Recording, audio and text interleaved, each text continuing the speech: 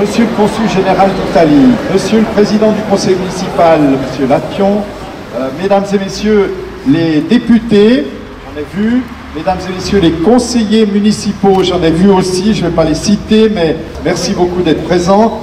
Mesdames et Messieurs, chers amis,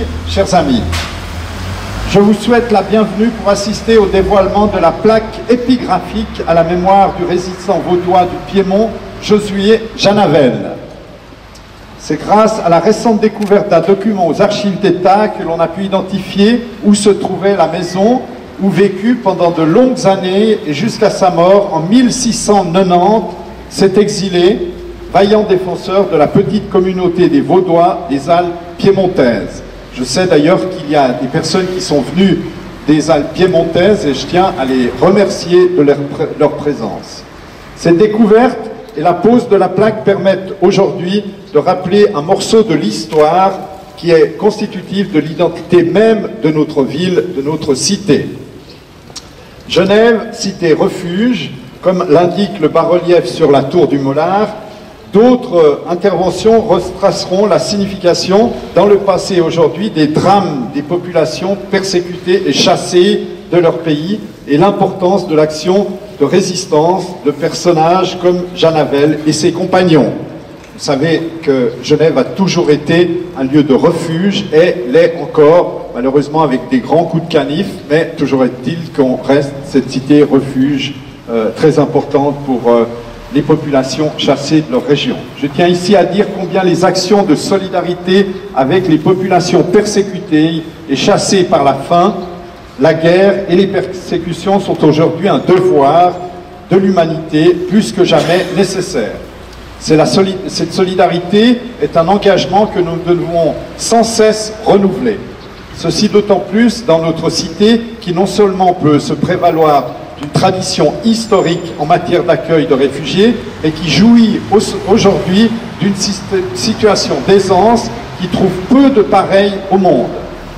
Je vous remercie de votre attention et avant de reprendre la parole à la fin des interventions pour remercier tous ceux et toutes celles qui ont rendu possible ce rappel de la Genève Cité d'accueil et solidaire, je passe la parole à Madame Erika Tomazzone. Merci de votre attention.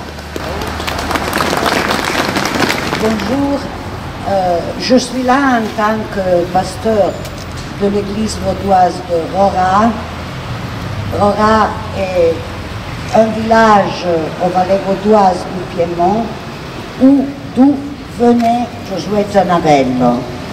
Josué Janavello était un croyant, il était membre du conseil de l'église et il est pour les gens de Rora et des vallées un grand personnage parce qu'il a su faire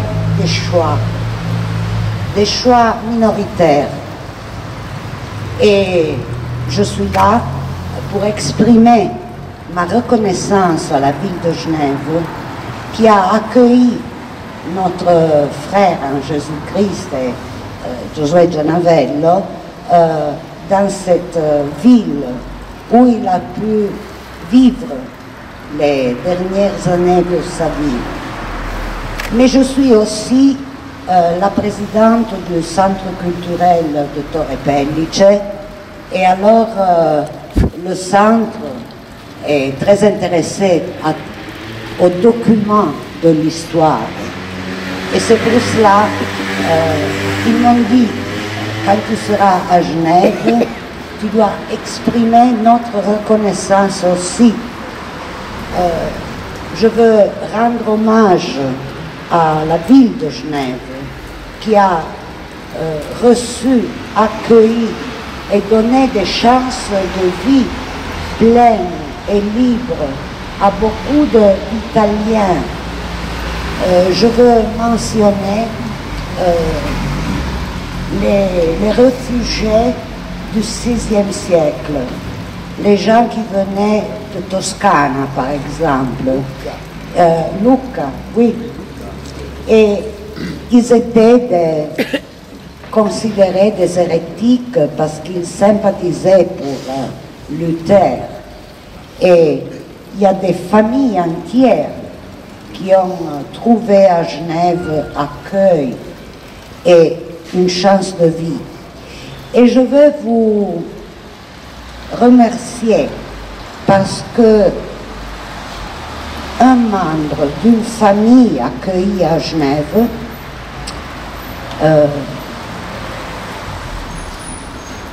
au XIXe siècle, elle est rentrée en Toscane, à Pise, et elle a donné une contribution à la fondation de l'église vaudoise de Pise.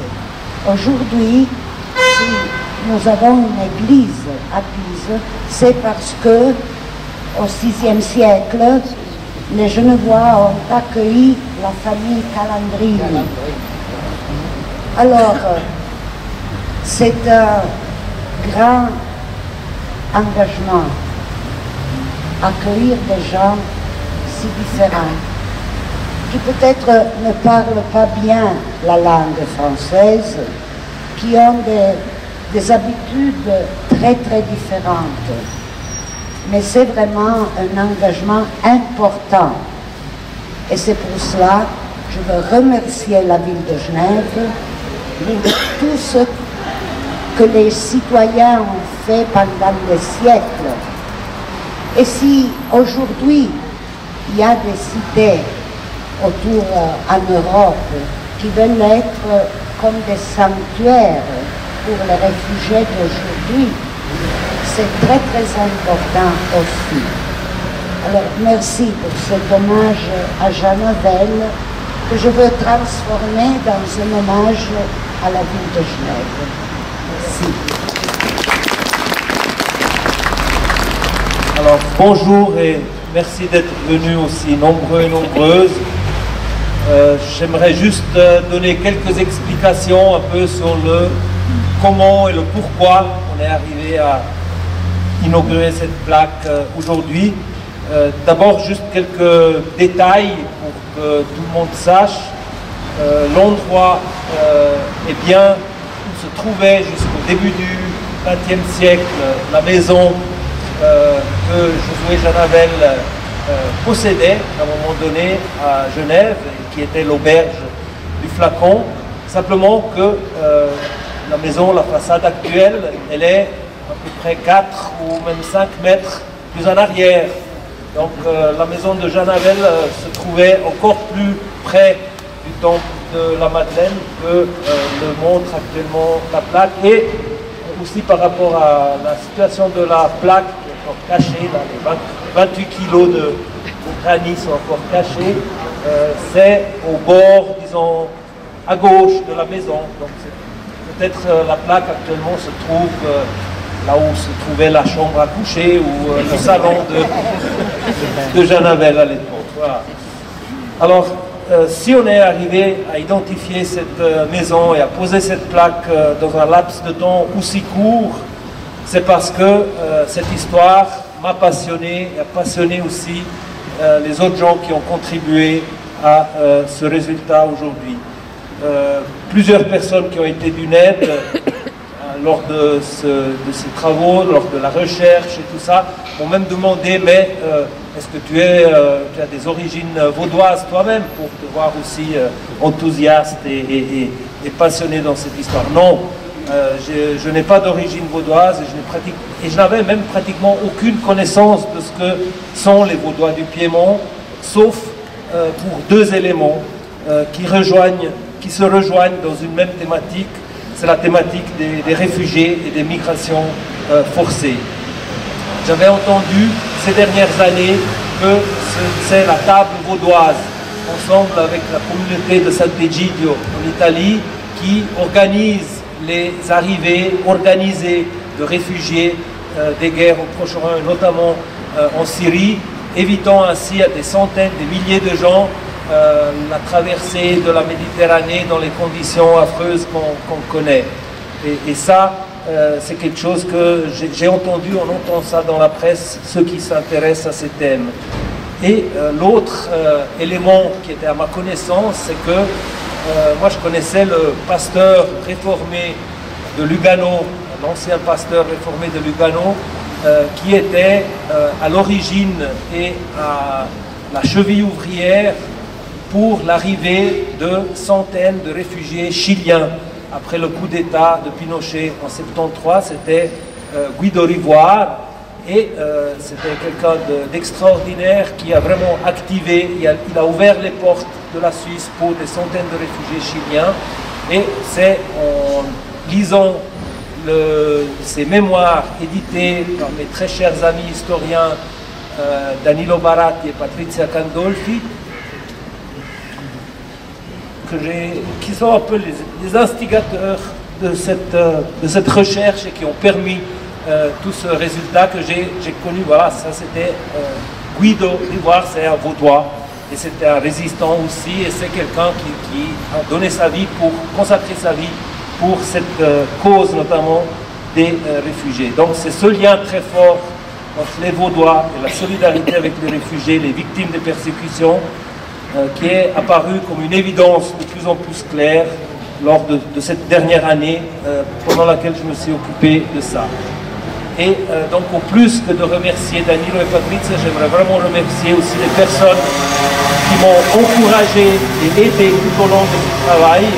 Et c'est des personnes que vous retrouverez, ceux et celles qui pourront participer cet après-midi aux visites guidées sous les traces de Jeanne Havel en vieille ville de Genève. Première entre toutes et tous, Barbara Roth-Lochner, qui m'a énormément aidé, qui va faire la visite guidée aux archives et qui m'a énormément aidé pour déchiffrer les minutaires, les minutes des notaires genevois du XVIIe siècle. Il y en a vraiment, c'est presque des hiéroglyphes à comprendre.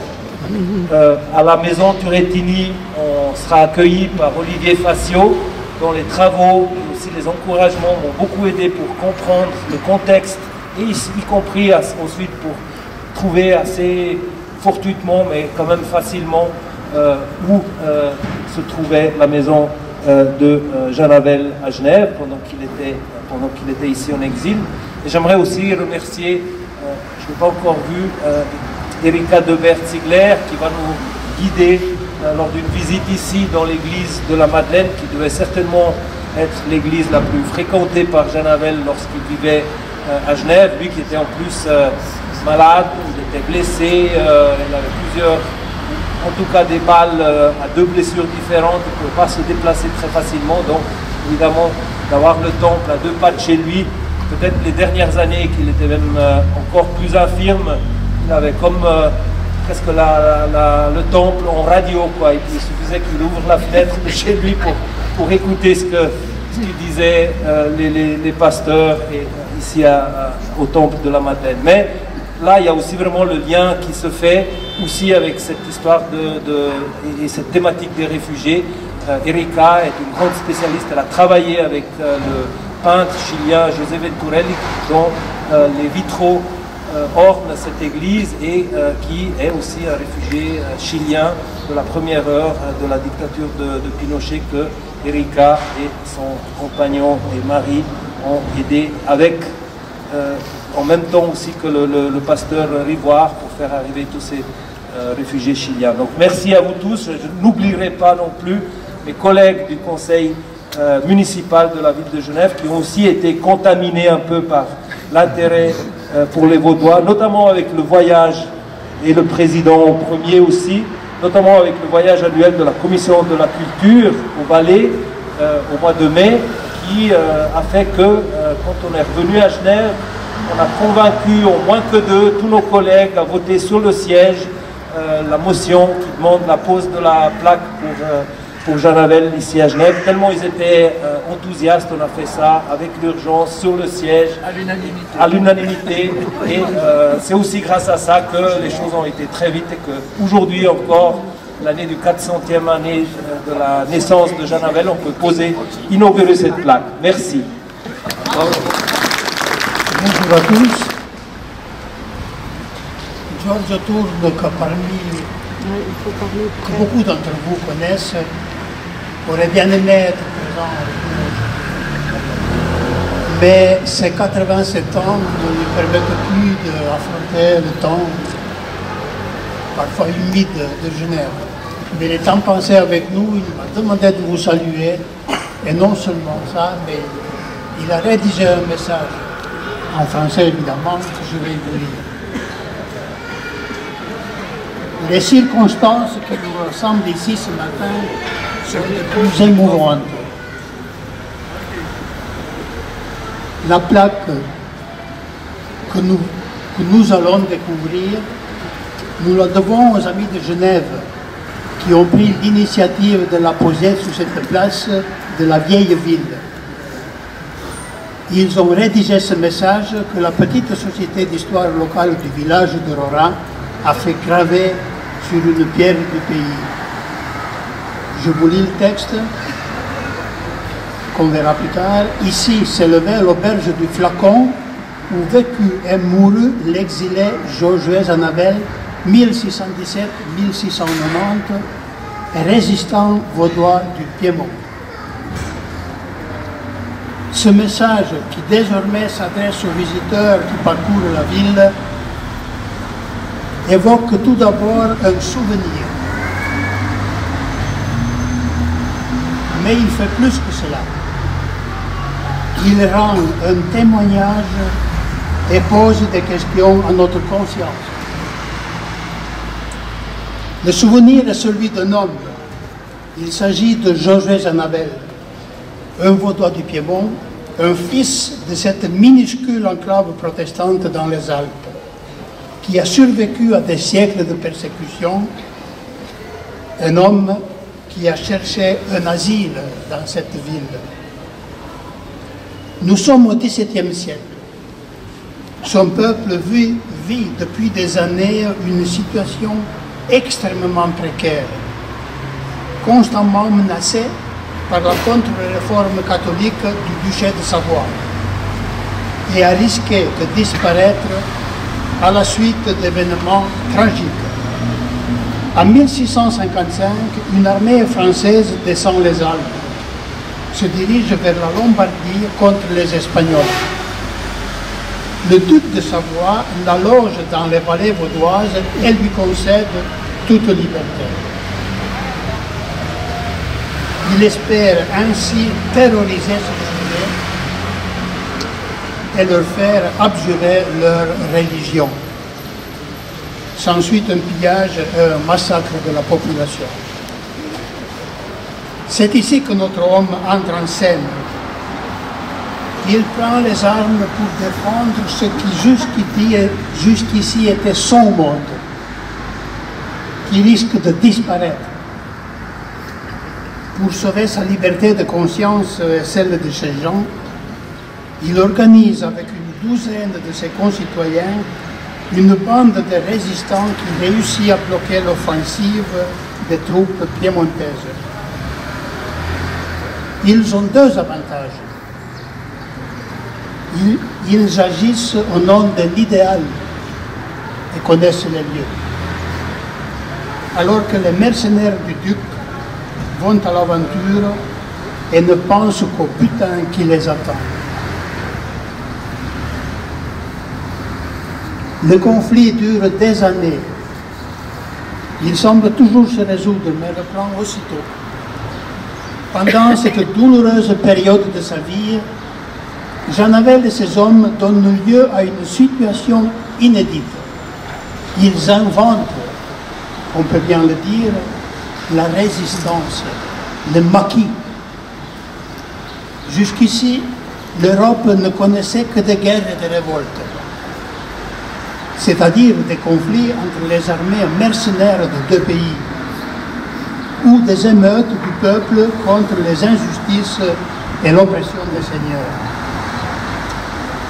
La guérilla de Zanavel n'est pas une révolte, mais une défense organisée, non seulement des biens de la vie matérielle, mais des droits d'une communauté humaine, de ses valeurs. Ces instructions fourniront les données essentielles pour l'organisation d'une bande de résistants et des stratégies pour mener à bien les combats. Mais tous les conflits de ce genre n'ont jamais de solution définitive. La fatigue, la déception l'emporte et la troupe de Jean Navel devra se retirer en pays protestant. C'est donc ici, sur cette place de Genève, que notre résistant passera les dernières années de sa vie. Nos amis qui ont voulu garder ici, sur ces lieux, le souvenir de cet homme, savent-ils, en plaçant cette plaque, qu'ils allaient rendre aussi un témoignage à la République de Genève? Nous ne sommes pas à même de répondre, mais notre petite communauté vaudoise du Piémont peut répondre que cette plaque témoigne de la solidarité fraternelle qui, pendant des siècles, a rattaché la ville à sa destinée. C'est ici, à l'Académie, que nos étudiants ont fait leurs études. C'est ici que nombre d'initiatives ont pris l'essor pour subvenir à nos besoins. C'est à l'abri de ces bastions que nos réfugiés ont trouvé un refuge.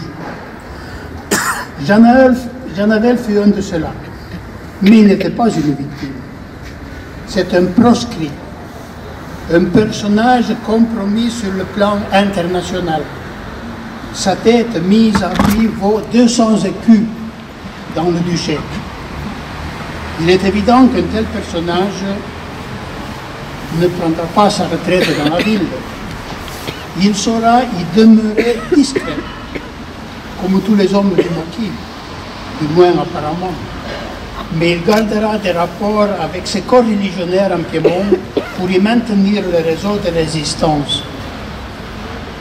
Il le fera si bien que, dans les années tragiques de la révocation de l'édit de Nantes et de la répression contre les Huguenots, il saura organiser l'expédition militaire de ses concitoyens dans leurs montagnes. En août 1689.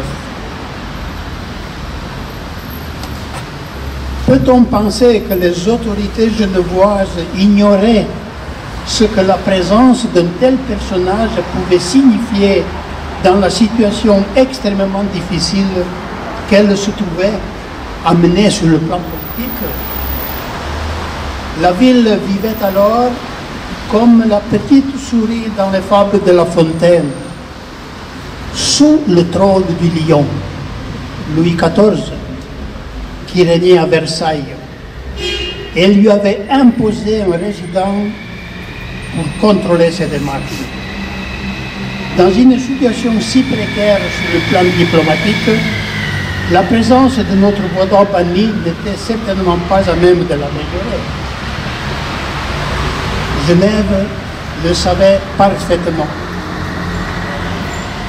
Et non seulement elle accueille Jean Navel en son sein, mais elle lui alloue une pension qui lui permet d'y vivre. Cette plaque, certes, nous offre un témoignage d'une solidarité religieuse, notre homme étant réformé comme son personnage de référence, Turrettini, le théologien de l'Académie. La ville donc l'accueille, mais ce qui détermine son action est beaucoup plus que la fraternité humaine.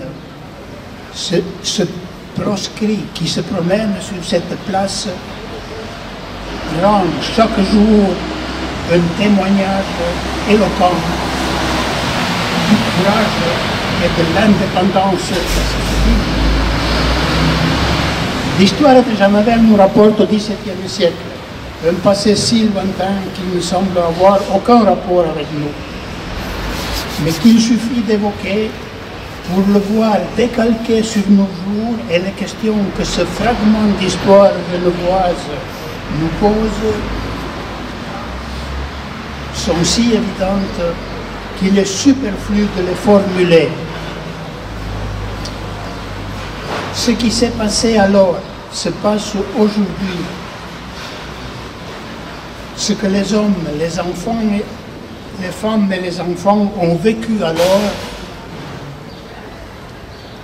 est exactement ce que des hommes, des femmes et des enfants de nos jours vivent de par le monde. En Syrie, en Libye, au Bangladesh. La question que la plaque nous pose est: où sont aujourd'hui les Genèves de 1660? Merci de votre écoute. J'en viens donc aux remerciements, mais tout d'abord j'aimerais qu'on applaudisse les jeunes que j'ai reçus avec le conseil municipal et toute une série de personnalités cet été qui ont fait le parcours des vallées vaudoises jusqu'ici à pied. Je propose qu'on les applaudisse. Bravo, vraiment.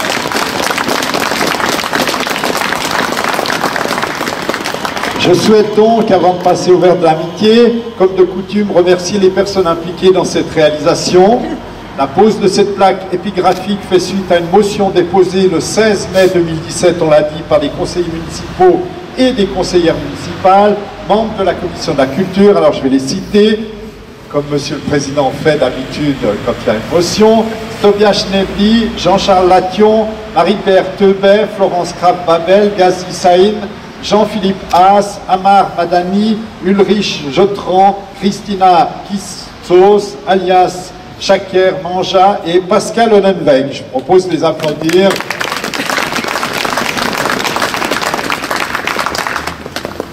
La plaque a été offerte par la Société d'Histoire de Rora, que je remercie, et tout particulièrement son membre Rinaldo Tourne, qui vient de nous faire un splendide discours. Bravo. Et il est responsable de l'écomusée de la pierre de Rora, qui a lui-même amené la plaque à Genève. Merci encore.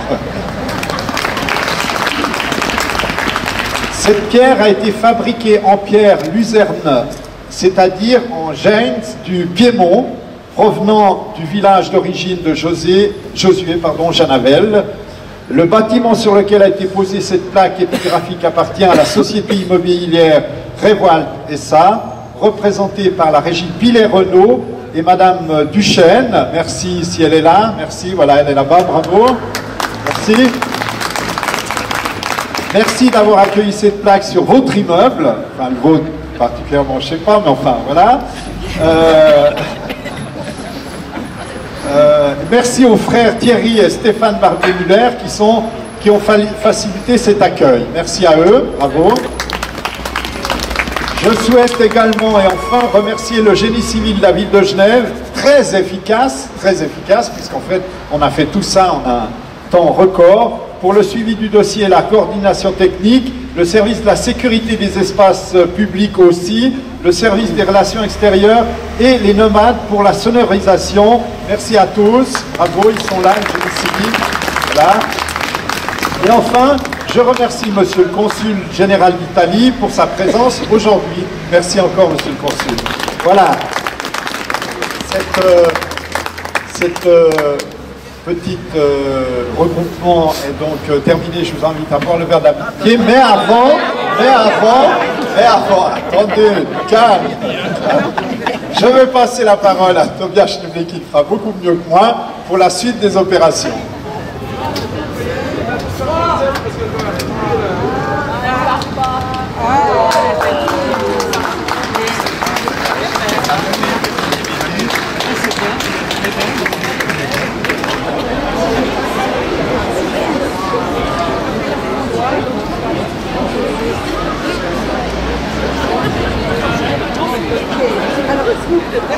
Alors,